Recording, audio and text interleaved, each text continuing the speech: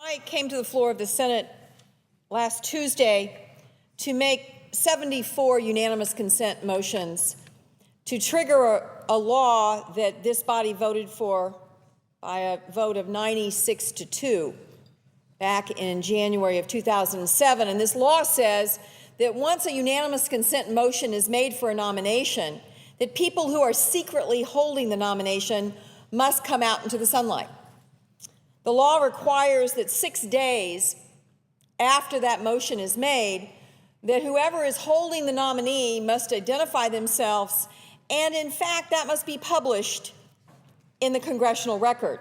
Tomorrow would be the day for publication for all of the dozens of different nominees that are being held by who knows who for who knows what reason.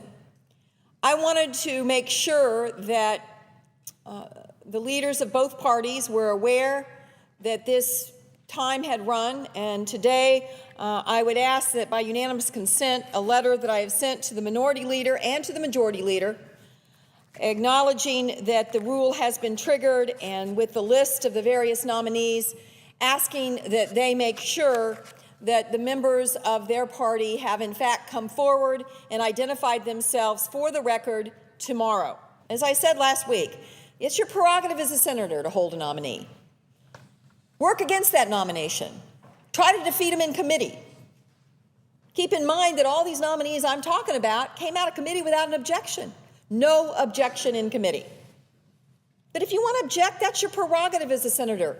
Come out here on this floor and tell the world why this is the wrong person for the job. But don't hide. Don't hide. So, I want to make sure I will be watching with interest tomorrow the congressional record. I'm very worried that we're going to have what's called the old switcheroo, which means that if you withdraw your hold in 6 days, then you can just hand it off to somebody else. So you say, well, I no longer have a secret hold, and you say, whisper to your buddy, hey, why don't you do the secret hold now? And then we have 6 days, and then another 6 days. And I just want to serve notice that I will be out here making these unanimous consent motions every time there's a secret hold, so that anybody who does it is only going to have 6 days. And really, seriously, if we start this switcheroo and continue to go week after week after week without knowing who's holding these people or why, that's when people should really get angry. Because that means that folks voted for a law that they had every intention of evading. To be fair, I know we had 84 pending at the first of the week. I think us raising a ruckus is beginning to have a little bit of an impact because the iceberg moved slightly this week. I think we may have confirmed 14 this week of the 74, I believe, that I moved by unanimous consent last week. Keep in mind that all 74 that I moved last week had been unanimously reported out of committee. No opposition from the Republican Party in committee, none. So votes in favor by the Republicans on the committee in many cases. Exactly. And in fact, many of them voice voted without any, we even checked to make sure no one said nay at the committee level. So these were unanimously agreed to out of committee, and they were 74 last week. I made the motions last Tuesday on the 74. You made a few motions on some that were not in that group that had been unanimously agreed to. And I believe this week, some of the group, maybe some of yours, maybe some of the ones that I made unanimous consent motions on, I know that we had 14 that moved. So I think we're around 70 total right now. But of those, 60 of them are this unanimous category and ones that we have no idea who's holding them. And of those, if I could ask another question, of those who have been cleared, some have been allowed to come forward for votes on the Senate floor. I think the last was Judge Chin, who had been held for a considerable period of time, and we actually, if I recall correctly, had to file cloture and take more time. There's a process built around cloture. So it burns up Senate floor time when we're forced to do that. And when the nomination was finally voted on in the Senate, is my recollection correct that he cleared the Senate 98-0? He was held for a long time. And yes, you're correct. We had to go through all the procedural hoops that take time, and time is money when you're working for the taxpayers. Every hour we spend on something, that's an hour we can't spend on something else. And everyone, all the good people that are here working in this room and in the cloakrooms and in all the offices are paid with taxpayers. We took time to go through cloture, and then there wasn't one no vote. Now, if that's not a great example of obstructionism for the sake of obstructing, I can't think of a better one. Forcing the United States Senate to take days to confirm unanimously a nominee after they've been held for a long period of time. And just by process of elimination, unless one of the two absent senators was the ones that had the hold, whoever was holding Judge Chin actually ended up voting for him after months and months of having delayed the nomination.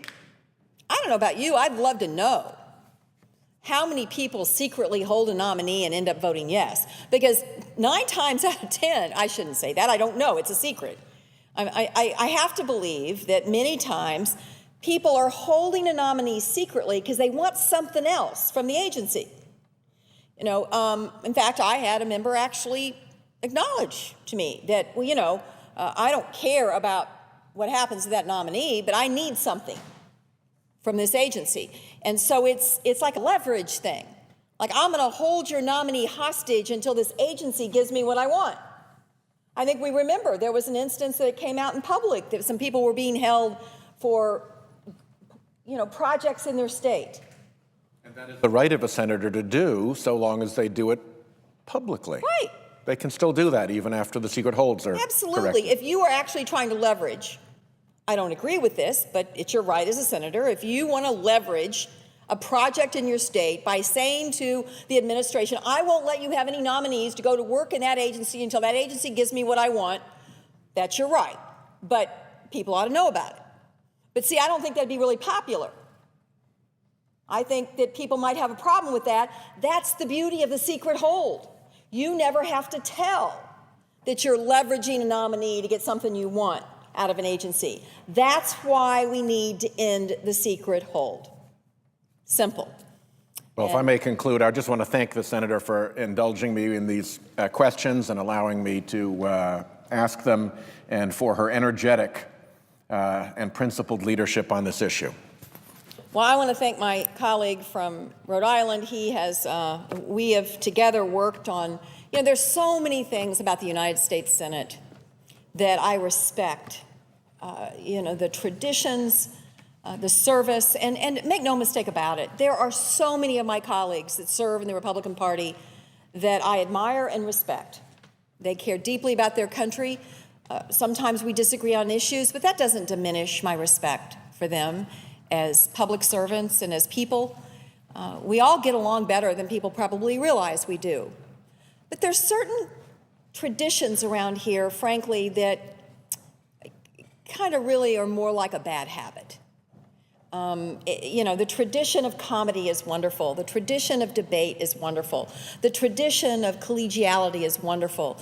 The tradition of seniority and respecting people who have been here for a great deal of time, and so much of it, I think, has been built up over the history of this nation, and I am so proud to be a member of this body in so many ways. But there are some bad habits that are not traditions we should be proud of, and this is one of them.